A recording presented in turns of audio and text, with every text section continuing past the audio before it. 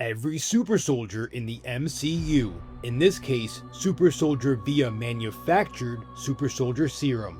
John Walker, who we will see in Thunderbolts, is the newest super soldier. He temporarily took Captain America's place and now goes by the name US Agent. When he took up the Captain America mantle, he was an ordinary man, but at peak levels physically and intellectually. After getting his ass beat by the Dora Milaje, he decided to take the super soldier serum he stole from enemy combatants. He was fired after lowering the terrorist population because it happened to appear on TikTok. Okay, maybe publicly executing someone wasn't the best way to avoid that because he was stripped of the Captain America mantle but was given a new title, US Agent. Some say if America was going to have a super soldier, he's the perfect modern representation. Alexei Shostakov, also known as the Red Guardian, is the adoptive father of both Natasha Romanoff and Yelena Belova. He took a Soviet Union version of the super soldier serum which gave him similar abilities to Captain America off screen. It's possible it's not refined considering he somehow has a gut despite what we know about the super soldier serum and metabolism. Reminder about how hard it is for Steve Rogers to feel alcohol. Red Guardian, peak human form, but with a dad bod DLC. Bucky Barnes, aka the Winter Soldier, was subjected to a variant of the super soldier serum by Hydra after surviving a near-fatal fall during World War II. This serum not only enhanced his physical abilities, but also made him susceptible to intense brainwashing techniques, turning him into a formidable, mind-controlled assassin. The dude is basically a Hot Topic super soldier. Isaiah Bradley was forcefully experimented on and given a less refined super soldier serum. Without spoiling Brave New World, I'd say he's still at peak condition.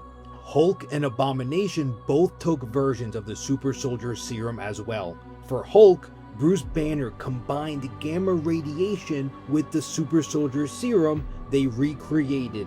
Blonsky subjected himself to gamma radiation, which mixed his super soldier serum, turning him into the Abomination.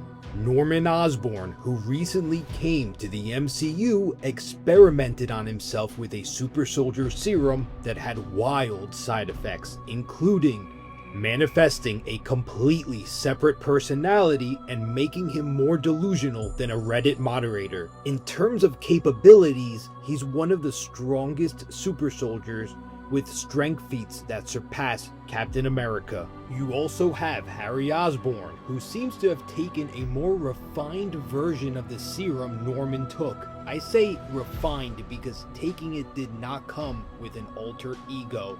One could argue this super serum is more effective than the one Steve Rogers took, considering he successfully traded blows with an experienced Spider-Man. Luke Cage was experimented on in jail and took a different version of the super soldier serum that had unintended consequences, granting him superhuman strength and unbreakable skin.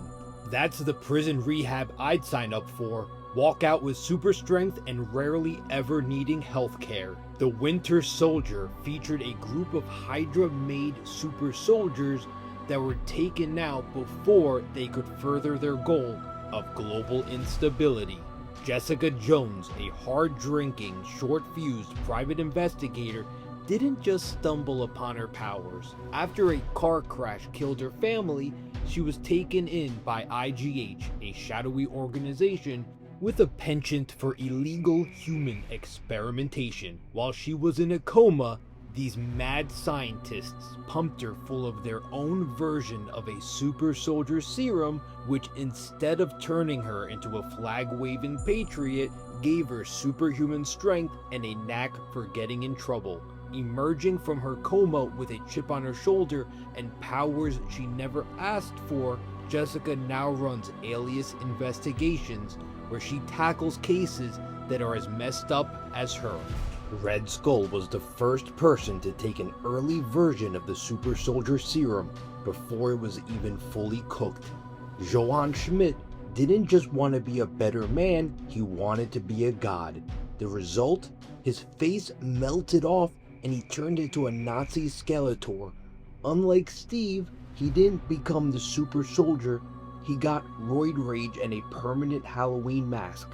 Strength-wise, he was enhanced, no question, but mentally, he was already off the deep end before the serum. He eventually got zapped to Vormir and became the Soulstone's tour guide, which is honestly a promotion from Nazi scumbag. Shuri. She didn't take the natural herb like her forefathers did, but she took a synthesized version of the herb that was 3D printed.